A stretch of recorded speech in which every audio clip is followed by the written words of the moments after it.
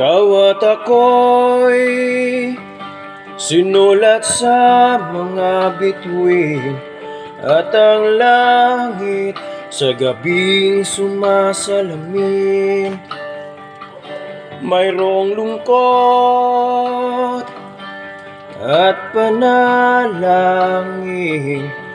kung wala kay kulang mga bituin. Asa akong babalik ang ligaya aking gabi, hanggang sa muling pagkikita, sasabihin